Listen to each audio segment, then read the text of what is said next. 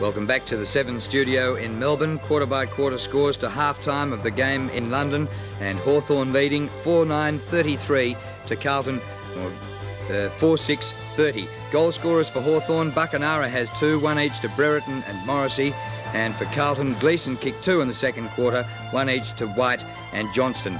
Well, it looked earlier on as though Hawthorn were going to run away with it. I think they had about the first 5 scoring shots of the match, but Carlton hit the front and led by 9 points until the Hawks kicked the last 2 goals of the first half to lead by 3 points at the long break. We were never going to get a high-scoring game in conditions like that. Certainly plenty of rain over there in London for the players on their trip. Well, it's pretty wet and miserable over there in London, but we have a good game on our hands, just 3 points the difference at half-time. Now we can take you back to the Oval in London and Dennis Cometti. Yes, thanks, Drew. We're back here at the Oval. Nicely timed question, Don. 3 points the margin at half-time as it was at quarter-time. Interesting affair, this. As we said at the outset, it was always going to be a slogging contest, and certainly that's what we've had, Don. Yes, well, the conditions haven't been very good for football. It's been a typical Melbourne day. The weather was, well, it was overcast, especially in that first quarter, the rain falling. The interesting thing is the ground here, it seems to have compacted, you know, through the cricket. It's obviously been rolled, and the ball, the rain just hasn't, or the water hasn't been able to get away. And it was interesting before the game that the fellows were out there, the groundsmen, actually squeegeeing the rain or the water off the centre square area. And that's hence, when the ball does hit the ground, it tends to slide, and players have just got to get their bodies behind. Hawthorn adapted very quickly to that, but just didn't capitalise on the scoreboard. Well, the highlights are illustrating the fact that Carlton really, with their younger players, threw themselves at the Hawks, particularly in the second quarter. I suppose, as we said in the commentary, it's the classic confrontation. You've got a situation where a side coming off a grand final win is up against a young side. A lot of new names getting a chance today, and some of these Carlton guys have really grabbed it with both hands. Yes, well, I was also impressed with Hawthorn. I mentioned about their professionalism. I like the way Brereton really did go at the ball in the first quarter. Also Dunstall. And there was 1 or 2 others, especially up on that forward line, Morrissey, and they showed a lot of application, but they just didn't capitalise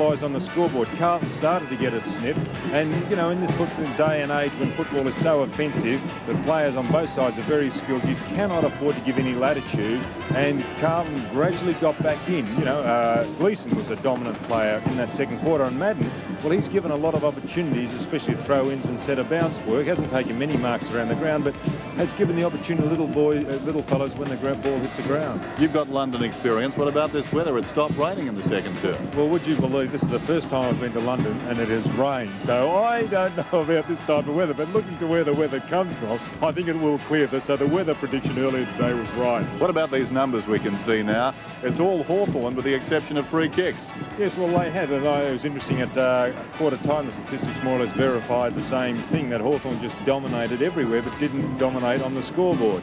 And well, they're going about it the right way. They handle the ball a lot, but what Carlton fellows have got to realise, and obviously they do, that any type of let-up whatsoever, and this Hawthorn side will just cut them to pieces. So half-time at the Oval. The Hawks lead by 3 points. We'll be back with more of the action from the Foster's Cup right after this break.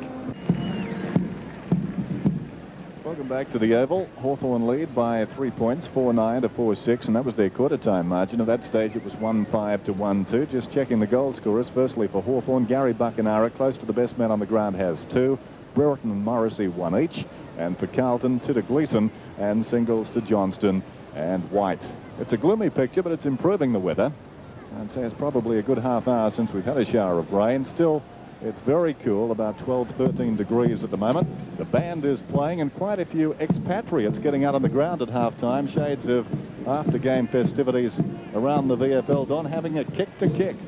Yes, and it's good to see them getting involved and also being entertained by the parachutists. Something I've never seen before, that these parachutists are pulled up by a rope, similar to that of gliding. When they reach a certain height, they then release the rope, and they here goes one now, and as soon as he releases or gets a certain height, they release the rope, which you can see on left of screen, and then he manoeuvres himself as he goes down. See his hands working vigorously on the guide ropes.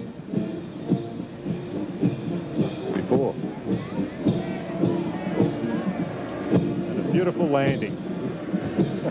What about the game so far?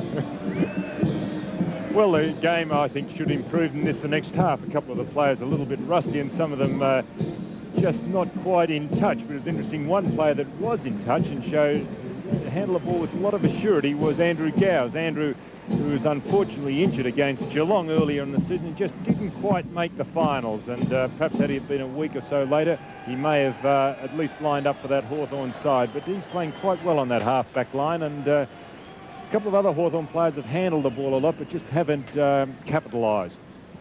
I think Dixie Marshall is standing by. Yes, she is. She's got the inside information as we look out on the street from the Oval. Dixie, what's going on down deep with these coaches and their players? Dennis, there's more excitement going on out here on the Oval than there was inside. It was very, very quiet. Gary Buckenara actually sat with me on the terrace and watched the marching band. So they're playing it pretty low key. Alan Joyce's message remained the same though. Forget about the flanks, continue up the corridor. Cole Kinnear, though, was a touch more assertive. He says he wants a better disposal of the ball. Forget about the silly mistakes. Thanks, Den. Okay, thanks, Dixie. I think that has shattered Don's sensibilities there. Players at halftime sitting with pretty ladies on the balcony, just looking out over the ground. Don, that's not the done thing, surely. But football has changed, but these Hawthorn players are very professional in the way that they do attack the game, and this is where actually the cricketers come down, as we see the players coming out of their changing rooms. And the Hawthorn, as I mentioned, very professional in their attitude. I don't think it matters with Buckenara or any of those players. They've played a lot of football, and they know what it's all about, and they will apply themselves as soon as that ball is bounced. And Cooper on the left, the dry as a bone, and reminiscent of the Australian bush. It's a long way from the Australian bush. Beer in hand, quite a few messages being sent home. A couple of West Australian suburbs I recognise there, Inaloo and Bassendean. Also Sam, I hope Sam got that message. G'day. There's one from Adelaide, or two Adelaide. Have you been spreading the message a little bit? G'day. Have you been saying that around the hotel and on the streets? Still brings a smile, doesn't it? Does it? a lot of blatant looks as well. Here we have one wee Dermy, the hood. And Dipper. Yes, no. It really is a festive atmosphere at the Oval, actually. The build-up was good. There was a press conference here on Wednesday. It was well attended by members of the media. I suppose because of the Olympic Games, some of the replays haven't been seen here in London. And as a result, I think that may have hampered the promotion of this game ever so slightly. But the crowd has turned out, given the circumstances and given the sort of morning we had with the weather, they've turned out remarkably well. Actually, last year, Dennis, they were turned away. You just could not get into this ground last year. A lot of people were turned away, and I suppose the weather has had a lot to do with it today. There's a couple of vacant seats, but just despite that, the people do get used to the weather, and they do come out despite. Very shortly, we'll be back with the action then in the Foster's Cup, with Hawthorn about to defend a 3-point lead in the second half, 4-9 to 4-6.